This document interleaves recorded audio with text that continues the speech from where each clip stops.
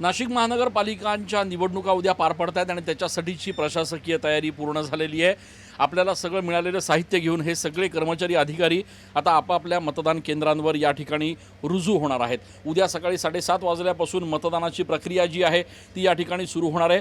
1563 मतदान केंद्रांवर हे सगळे कर्मचारी अधिकारी जे आहेत ते आजपासूनच दाखल होणार आहेत। या सगळ्यांकडे वेगवेगळं साहित्य जे आहे ते देण्यात आलेलं आहे। ईव्हीएम मशीन्स आहेत, कंट्रोल युनिट्स आहेत, बॅनर्स आहेत आणि त्याचसोबत उद्या दिवसभर मतदान सुरू झाल्यानंतर लागणारं सगळं साहित्य जे आहे ते या ठिकाणी या सगळ्या कर्मचारी आणि अधिकाऱ्यांना देण्यात आलेलं आहे।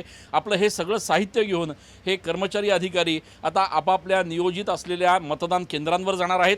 त्या ठिकाणी रात्रीचा मुक्काम करून उद्या सकाळपासून मतदानाची संपूर्ण प्रक्रिया जी आहे ती यांच्या एकूणच मार्गदर्शनाखाली आणि यांच्या संपूर्ण नियोजनाखाली या ठिकाणी पार पडणार आहे।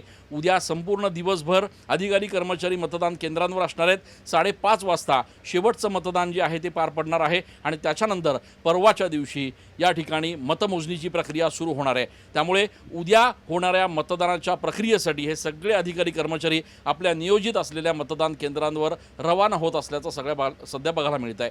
कॅमेरा पर्सन आकाश येवलेसह मी चंदन पूजाधिकारी, TV9 मराठी।